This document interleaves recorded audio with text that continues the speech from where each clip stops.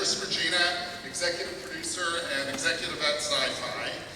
And we're so thankful that SYFY has come on board to help us with this project, as well as Arid and Netflix, Larry Tans and Lauren Smith, and with SYFY, of course, Chris McClure. So big thanks to them for coming on board for the show. Just a little tease, Ghost Wars takes place in a remote Alaska town, Port Moore, that is experiencing a deadly surge of paranormal activities. And you'll learn a little bit about the show, enough to tease you, so you'll tell all your friends.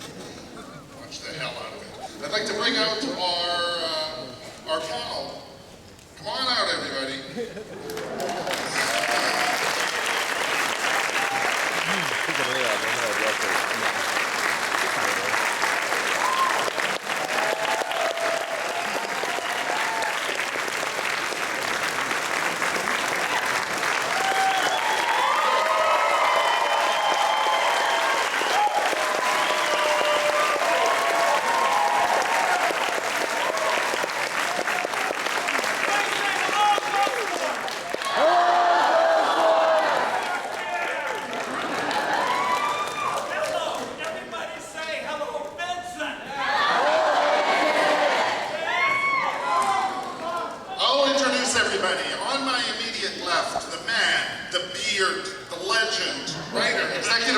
Dennis Heaton.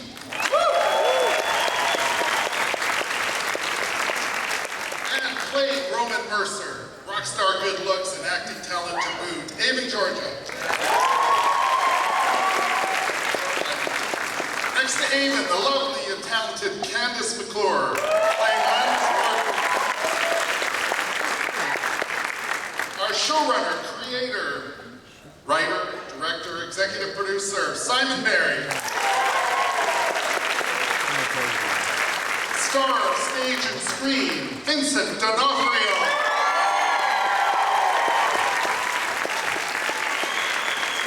My compadre in Nomadic Pictures, executive producer, Chad Oakes.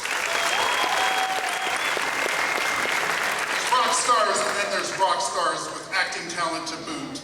Meat Loaf, everybody.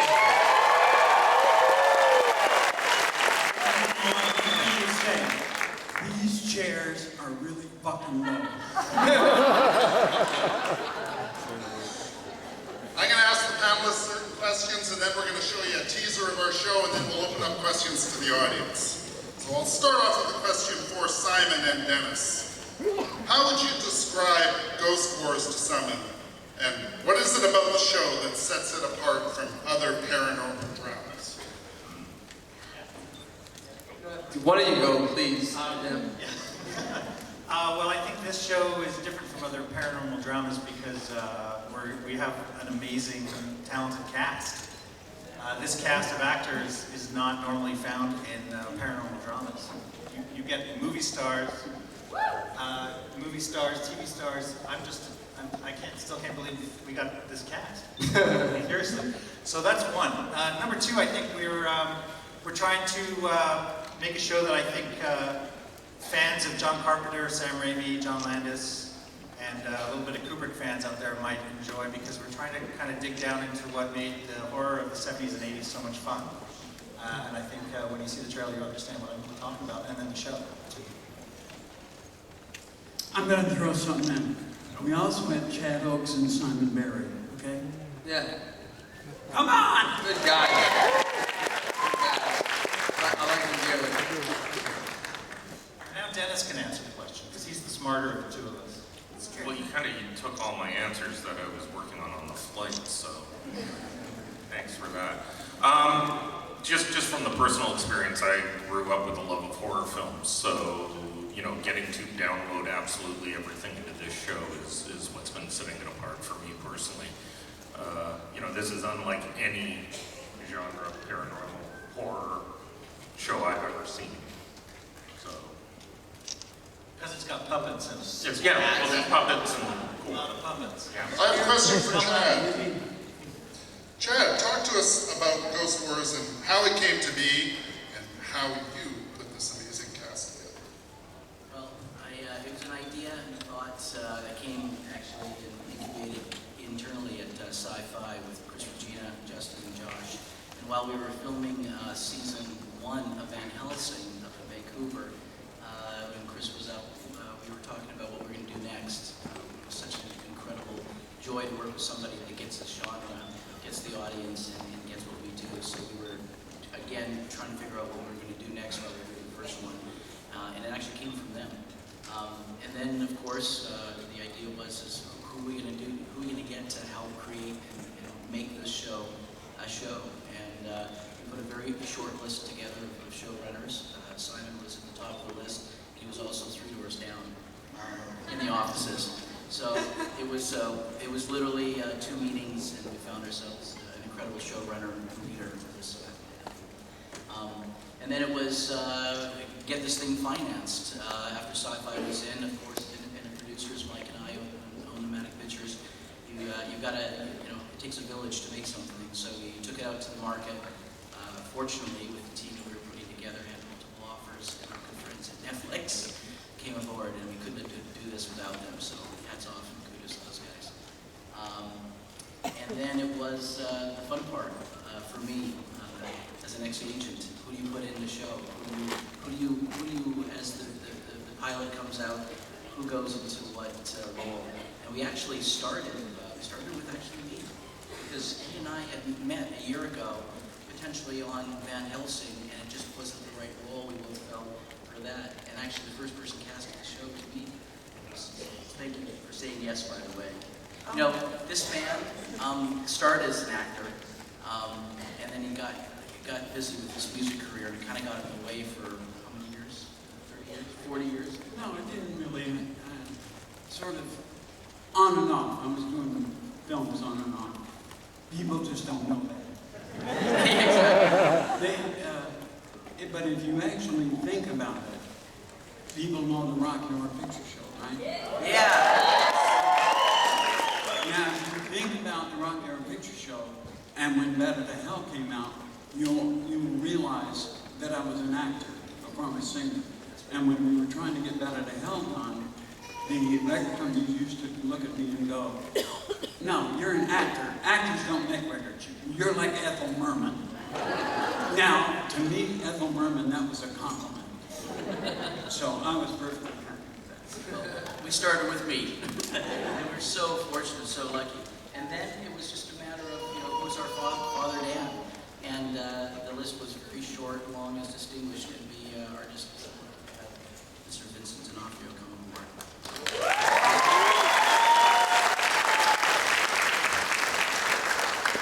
And then we reached out to Kimmy Coates from Sons of Anarchy, who did a couple of movies with us. He's not here.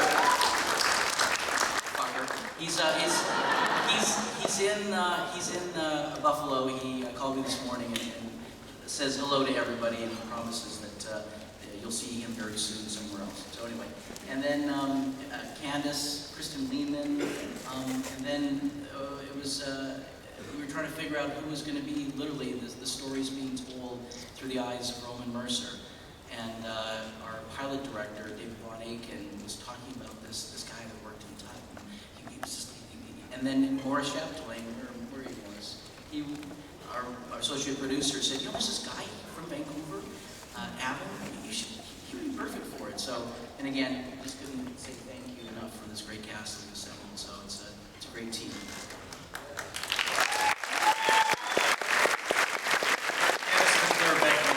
And they're all fantastic to work with. Next question. No, we were looking to get Kandyse. Very lucky to get Kandyse. Vincent, Barry. what is it about Ghost Wars that drew you to the project? Who, me? Vincent. Oh, You can answer. I'd be happy to. No, you go ahead.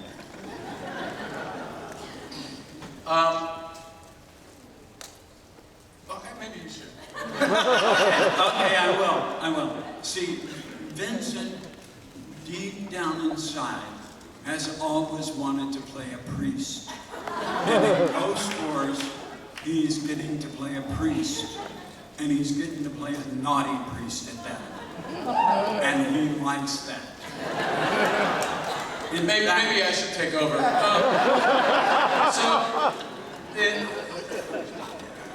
basically I read the script that they sent me and I liked it. And I talked to Simon and there was a couple of things that I really liked about it. And there was a couple of scenes that kind of struck me as, yeah, I'd like to play this part. And I just wanted to make sure that those scenes didn't accidentally get written and the rest was going to be crap. So I wanted to talk to Simon, and he made it very clear to me that what I was reading was an intention that they had, and I said, more of that, please. And that's pretty much the story, right? Yeah. And also you had the chance to sport this amazing stash. Very important. And he is my father in the show, by the way. That's complete BS. Avan, Simon, and Dennis. Roman seems to be a very layered character. Talk to us about the process of constructing and directing such a character. And then Avan, how did you prepare for this role? So, You gotta say my name right, man. It's Avan. You know that? I apologize. We've done this all so long. You go ahead, Dennis and Simon. You go ahead. You did it. You did all the work. Oh, You wrote the work. I showed up. Yeah, sure. The scripts just say Avan does something. Yeah. Avan does something I showed.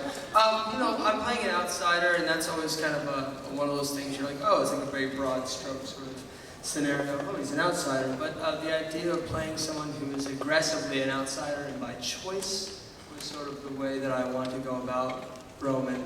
And, you know, the idea of being a medium and being able to communicate with, you know, the other side, you know, it's a big responsibility, but also at a certain point, if you've dealt with it your whole life, it sort of becomes boring. That's where I want to start from. Now, when the show kicks off and there's this huge rift between worlds, his kind of ailment then becomes a power and it becomes an attribute. And so that's where I want to kind of start from. And we go a bunch of different places. Yeah, for those of you who don't know, it's about a small town with a big... Oh, did we not do the intro to what the show is about? Do Mike, you guys not know what the show That might is? help. I think Mike did, we just didn't listen to him. Oh, good. Dennis, you should pitch the show. Just do the picture, an elevator picture of the show. It's about a small Alaskan town with Cool. a big ghost problem. Yeah, and I help out, and some other people also, we all help out.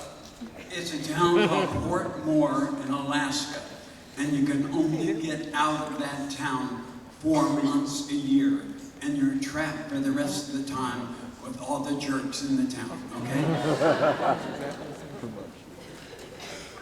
Exactly. Well, this is good. Well, that's coming from Doug. Is anyone else? Well, speaking of jerks in the town, Meat Loaf. Talk to us about your character, Doug. What did you do to prepare for the role, and what was your reaction when you read the line? Well, when I the first play I ever did was the original As You Like It that Bill wrote, Bill Shakespeare. And so I started way back then, and, we did, studies with William and did that. But Doug is, oh God, I have an hour-long backstory for Doug, and we don't want to sit here that long. Doug is just, he's angry. And it appears on the outside that Doug is angry at everybody in the town. But he's not. Doug is angry at himself. And he transfers that anger to everybody at this table and people that aren't at this table. And he shoots people, tries to hang people. He does all the really nice things about the town. We're rooting for the ghosts. There you go. Next question for Kandyse. And Doug is not afraid of the fucking ghost. Kandyse, what was the audition process like, and what is it about Ghost Wars and your role of Landis that drew you to the show? Well, obviously her name is Landis, and my name is Kandyse. Just all day people call me Kandyse Landis. Hey, Kandyse Landis. I don't hate it. Is that weird? What was the audition process like, Simon Barry? I came in for a different character, and I was so unnerved and out of sorts when I got into the room that I think bad we saw her in a totally different character. It was so, I read these lines, and Sophia is this elegant, composed, kind of virtuoso of a character, and I was just sitting there like, and he was like, Landis. Yeah, I love that about Landis. We kind of catch her on her back foot, and she's climbing her way out of a hole. I can relate. Really good pause for laughter. It happens. Okay, I didn't get the back row, but I will get you sooner or later. Can I just add something about Simon? No, I would love that. Back to Simon. Okay. Now, when you read something that Simon has written, you don't have to search very hard for your character, because Simon puts the character right on that page, and all you have to do is go find him. And Well said. Well said. Next question for Vince, Avan, Kandyse, and Meat Loaf. We've seen a lot of supernatural themed shows on TV in recent years. What would you say separates Ghost Wars from what's already on the air?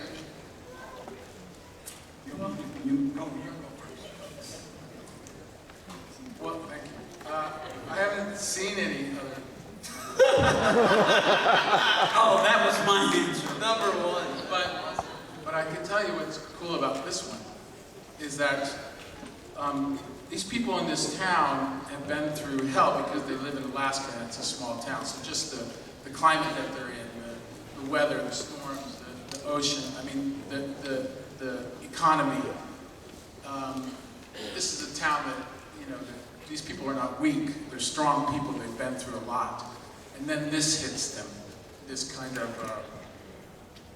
for lack of a better term, spell comes over the whole town. And they get invaded by people that they didn't invite. And what happens to the town is when you come in, and the audience comes in and sees what's going on, you get a really clean look, like a social comment on a small town.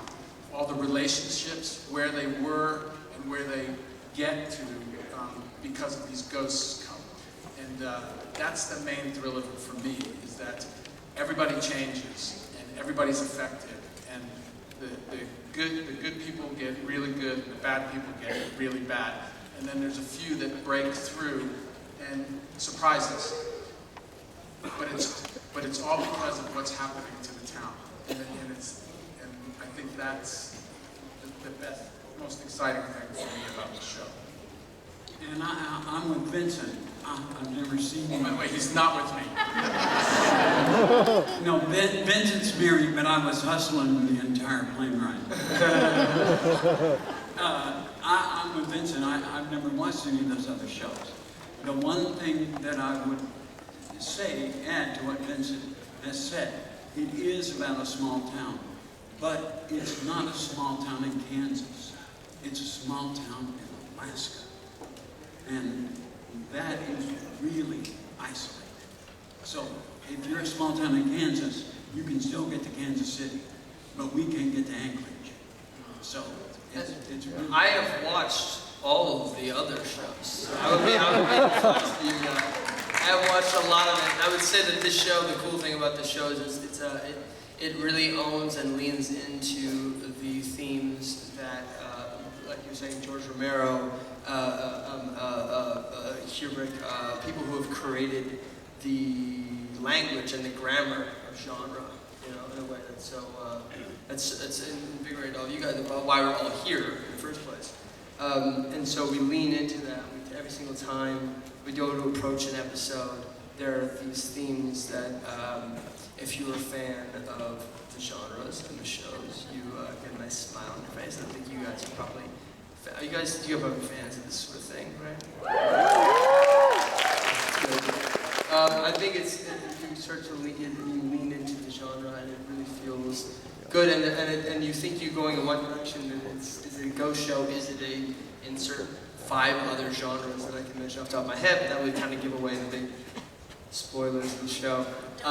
Don't do that. That's the one thing I was told before I got on stage, is don't give away anything about the show, so I'm trying. Oh, they didn't tell me that. Oh, good. Me, you know. So I'm going to give away everything. You guys have you have such a thematic and global perspective of it. I'm completely selfish. Particularly my character being a scientist in the show, I enjoy the intersectionality of science and spirituality. Like, where does one end and the other one begins? From previous work that I've done, I enjoy things that open up a platform for discussion and really question what you believe about what you believe. The end. Well put. Next question for Vincent. You have a long acting as a resume. Have you ever played a man of the cloth before? And what did you do to prepare for this role? You're the man of the cloth in this. Yeah, you're the man of the cloth. You played a priest. I played a priest once in a film called Dangerous Lies of All Peoples. Long time ago. I've never played a priest quite like our show. Yeah.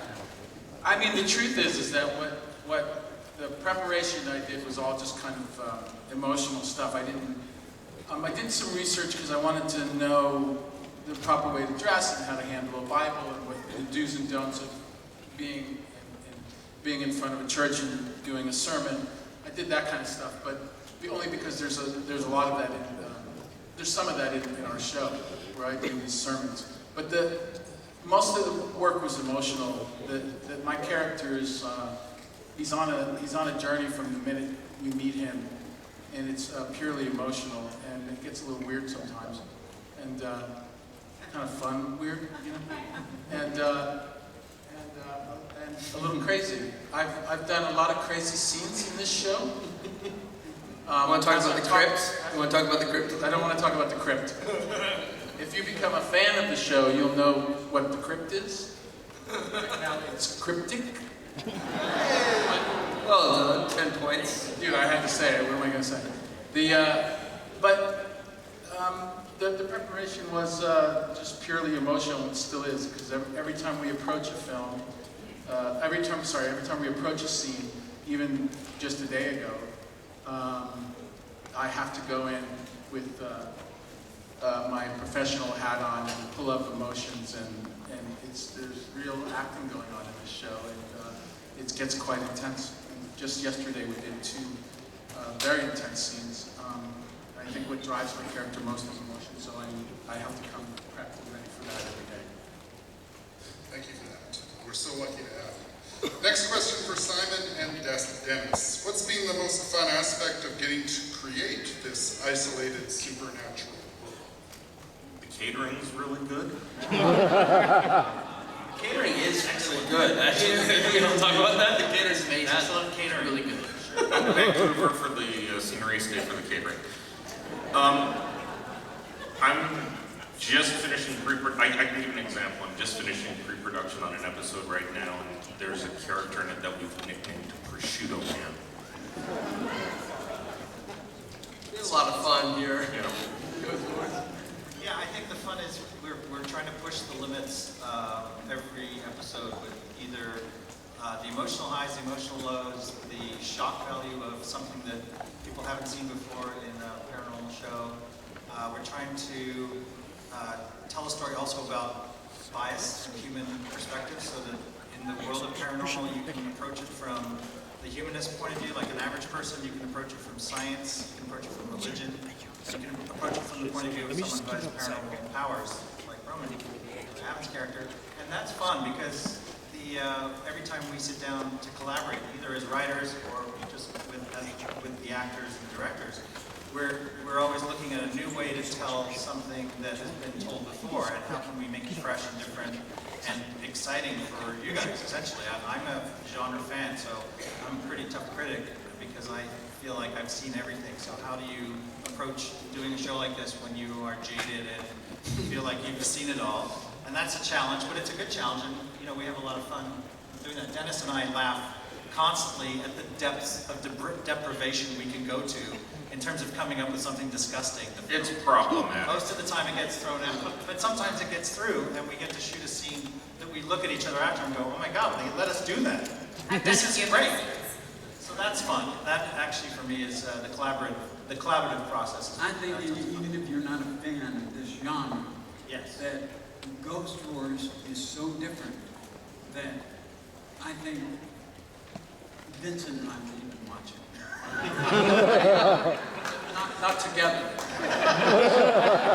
No, you've already invited me to the house with your wife to sit and watch it. Good. Next question for Chad and Simon. What's been the most exciting aspect of shooting the series so far? And what's been the most challenging? What can viewers expect to see? Without giving away the show. Don't give away. That's the one thing I was told. Chad, don't mess it up. Careful, Chad. You know, Be careful. Chad, watch it. Watch it. Nope, that's No, Chad. Nope, stop. Chad. the most exciting thing is working with these jackasses. Come on, we have some fun here, don't we? This is basically what it is. You notice how he's pointing at that end of the table. I think the most exciting thing about doing the show is getting the show done. You know, every time, you know, Mike and I have done $700 and $800 million in production in the last 23 years. Every time that we actually put a show together, I always do a little prayer the very first day of the set and say, wow, thank you. It's actually getting and putting a show together, where it comes from an idea, a concept, working with incredible artisans and creators like Simon and Dennis, putting this incredible cast together, getting it financed, and actually then sitting on the first day in the docks and saying, fuck, we're here. That's exciting. It's incredibly exhilarating. And then, you know, and then it's like having a baby. You birth it, and you out there judge it, and you decide whether or not it's going to come back or not. So Tell us more about your Tell us more about the birth. I really want to talk about that for a second. I feel like anyway, so that's the exciting thing, is just working with great people and getting this thing made. And you know, growing up as a kid, paranormal genre was like, I think it was always something I wanted to do. So We want to make America scared again. On that note, does everybody want to see a teaser for Ghost Wars? Does everybody want to see a teaser of Ghost Wars? I want to see. Let's show it to them. Come on, let's go questions. I had a question for Vincent, but I'm not going to ask you because it made me think of this question. I think it's more relevant. Why Ghost Wars? Don't get me wrong, I get the idea, but I'm just being honest. That doesn't match to me. Like when I see Ghost Wars, that's not the. That's the title we picked. Yeah, I'm just a fan. I'm just. Deal. I don't like it. It sucks. Honestly, I'm an honest guy. I love it. I think it's a bad title. The name. You guys are doing. The name. Okay. The name. Yeah, this scene's amazing. I'm like sitting there like, oh my God, I can't wait to watch this. And then I see that title. Do you have any suggestions? I'm gonna have to pour over this. Come back to us. Circle back. let us know. Okay, can you say a couple of can you say some two nice things before you leave? Okay, go ahead. You're literally my favorite actor. Thank you. You're brilliant as a theater artist and a theater teater. That's awesome. Thank you. I want to know more about your craft, and that's another time, another place. So you're wonderful. Okay, what's the second thing? Well, the second is that Meat Loaf Looked amazing. I think you guys are a little mean to Meat Loaf, and I really like Meat What? Loaf. Yeah, I was watching. There's And, what? I really like Meat Loaf. I appreciate it. You coming to Rocky Horror tonight, Meat Loaf? No. And then my question to you after Vincent is, sit the fuck down. Okay.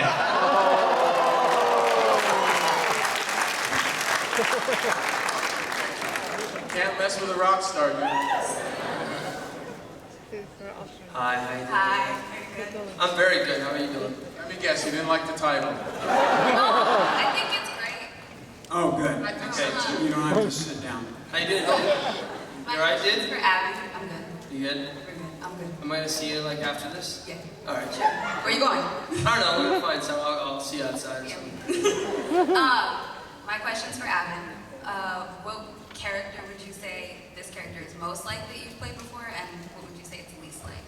I don't know if it's like anything I've ever done before. It's you know, the opportunity to work with like the actors that I get to work with down the line. I think this is a little bit like it's a very emotional show. It's very like, you know, as crazy and as far out as we go with the genre. It's like kind of based in like emotion that's always a through line. So I mean, maybe like somewhere between Twisted, somewhere in there probably. Did I get a whoop back there? Yeah, somewhere in there. Yeah. But how you doing? Yeah, I feel like I haven't seen you in time. I'll see you in a little bit. Yeah. All right. See you then. Hello. So when I first heard that it was a sci-fi one, it was a sci-fi show, my big concern was the special effects, because I have browsed the Sci-Fi channel at like 4 a.m.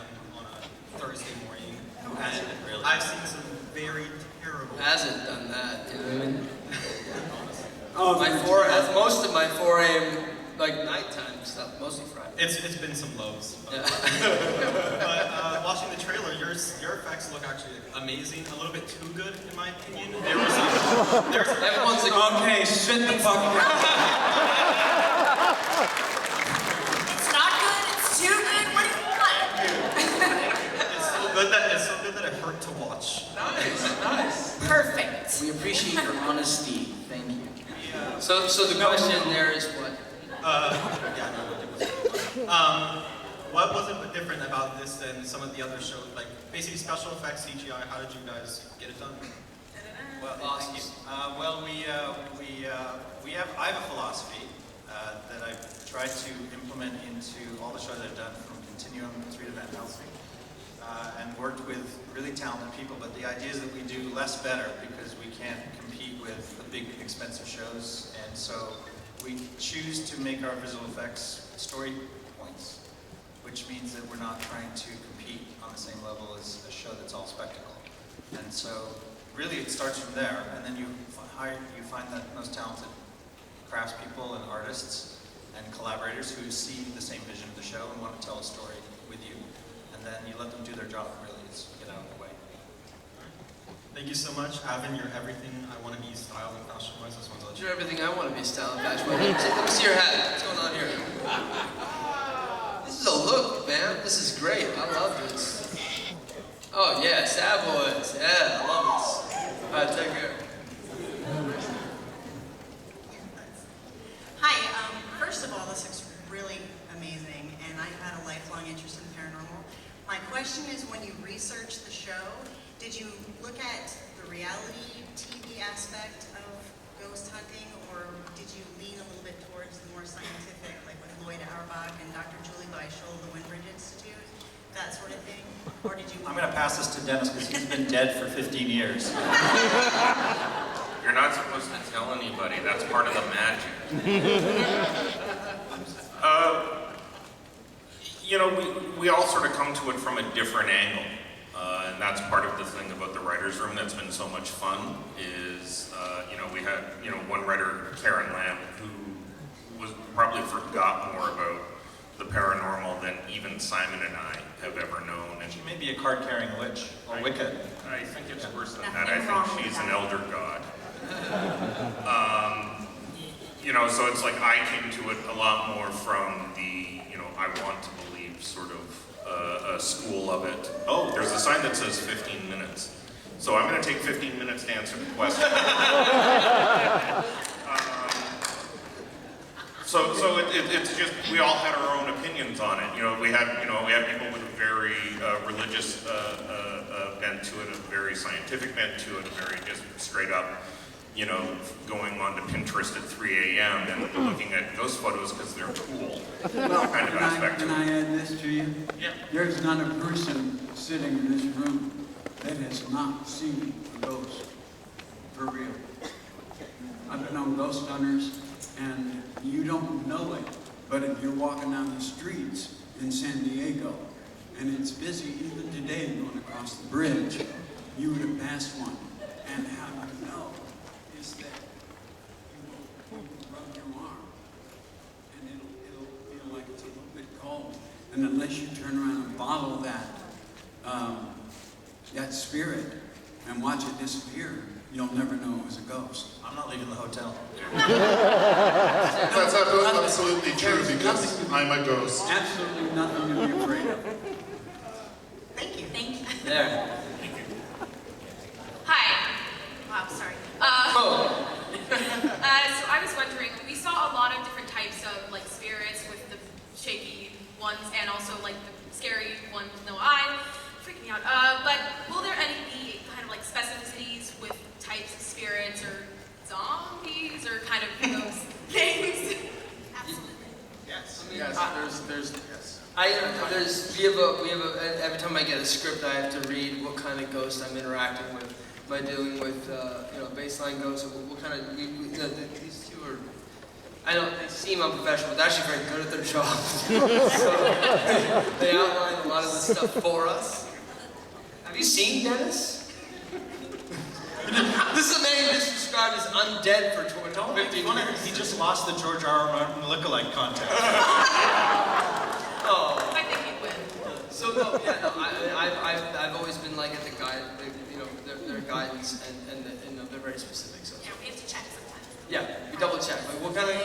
This is who we're dealing with. By episode 13, it all makes sense. Yes. Thank you.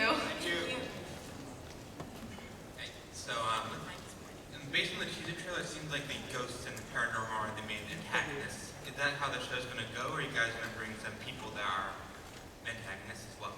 That's a great question. I think antagonism is based on where you're standing and what your perspective of the world is, and we're trying to make antagonism not something that's black and white, really gray. So for some characters, their major antagonist may be another human being, more so than any ghost. And for other characters, it might be the ghost that's targeted them. So it's kind of a broad answer, but that's where we're coming from. It's really perspective driven.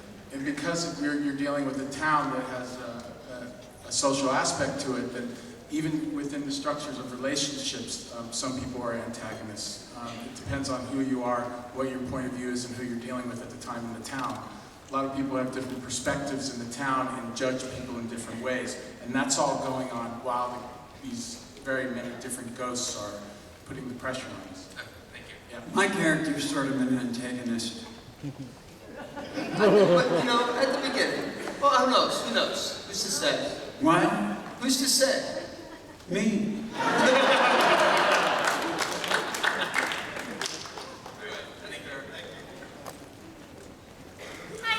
Hi.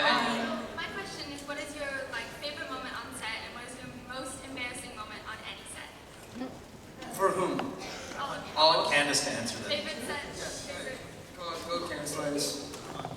Shoot your shot. What of the most embarrassing moments? Yeah. On our show and any other show. God, so many. Isn't it all just sort of It's embarrassing? just all sort of a series of embarrassments for me. Series of unfortunate embarrassments? Yeah. That's the new title. I just got it. Struck me like lightning. That's it. Series of unfortunate Embarrassment. My most embarrassing moment didn't come shooting a film.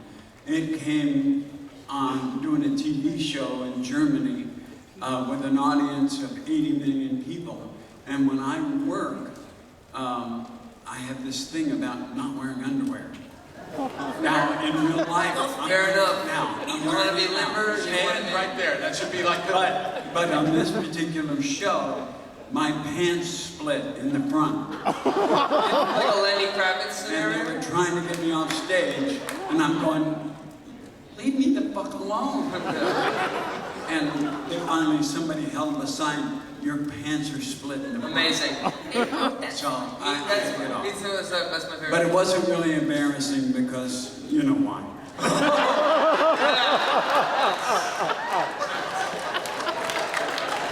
They don't call them Meat Loaf for nothing.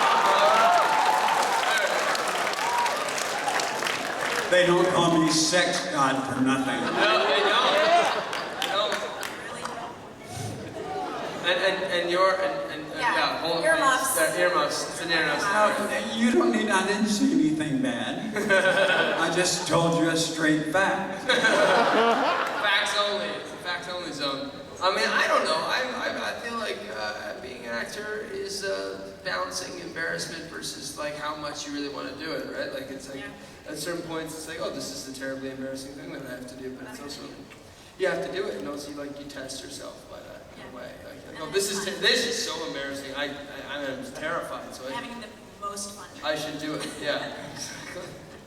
So that's my rebuttal. I honestly way not as cool as what Meat said, but that's my. See, I don't think as an actor in any script that there's an embarrassing moment. Sure. If you're really into the character. No, yeah. Even if the character's embarrassed. Challenge accepted. Say that right, Simon. Bring it on, dude.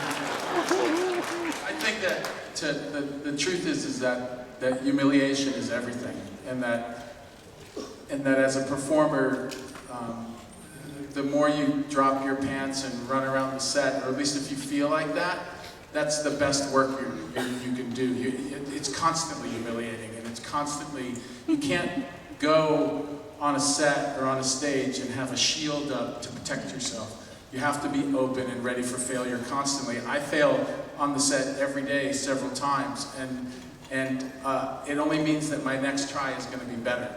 You know, so it's something that happens. But when it comes to something funny that happened on set, I will never tell you that. Because it's just too embarrassing. Every actor is paranoid. Trust me. After every scene, every actor is going, and so, anyway, the good thing that happened when I was doing hair on Broadway in the 60s, long before you were born, they used to pay me $12.50 a week not to be naked.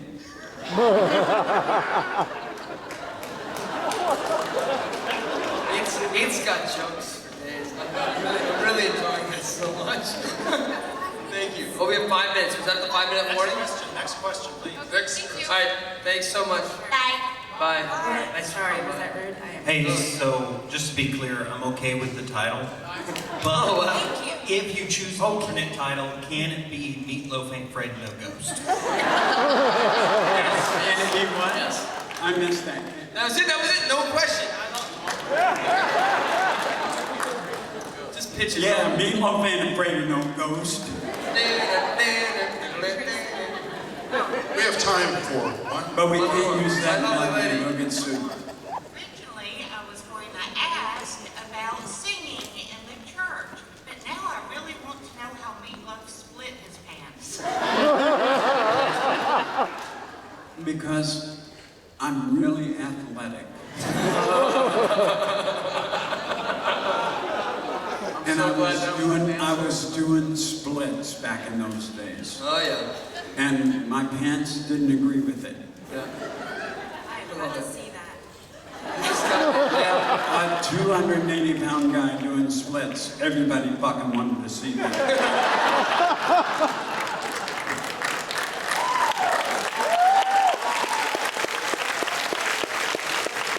But I only made 197 this morning.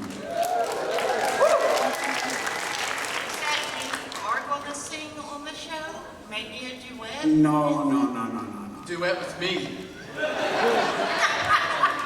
The only person I would sing a duet with is Father Dan. We did a scene together. My first scene with Meat Loaf that we did was in the church. And I do a sermon. It's right after something really nasty has happened. And I've seen Meat Loaf act before in, or as I call him, Meat. I've seen him act before in films. Good films, and we did our scene together, and our scene ends with this dramatic moment, and the guy blew me away. He's a fantastic actor. He's just amazing. I mean, when I hit you hard, can you just shut up so I can? No, my Indian name is Never Shuts Up. There was this one take in particular. He did good in every take, but I don't know why I'm telling you this. I just feel like it. There was every take he did great, but there was this one take in particular where he just took it to another level, and I was like, "Wow, man, this guy can act." I was super impressed by him. So you're gonna in this show, you're gonna see some awesome performances from I'm everyone. gonna change the title now. It's gonna grow on you, dude. It's gonna grow on You're you. gonna love it. Guys, You're gonna love it.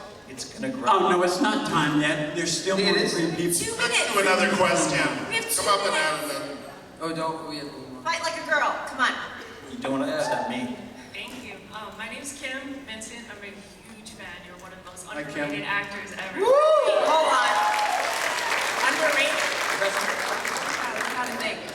Well, I think you should have had an Academy Award by now. Oh, Kim, that's so thank you. That's a very sweet thing to say. I agree. I follow you on Twitter, and I love your message of positivity that you always say, I am you, you are me. That's right. That's right. Anyways, a question for Other than me. I mean, everybody. My favorite guy. And his wife. Go ahead. No, my question is simply, is there one ghost? What is one ghost that you hope never, ever, ever comes to haunt you, each of you? Who's this question? Oh my God, all of us. One ghost you hope never, ever comes back to haunt you. Whoa. Jeez. Well, when I die, you hope I don't. Let's end on a light.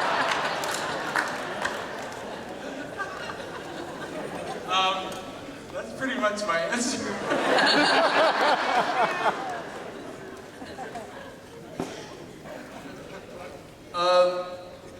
I don't know. I don't even. This is such a light question to end on. I think. So I'm thinking. But we can't end on this. We still got 2 more people.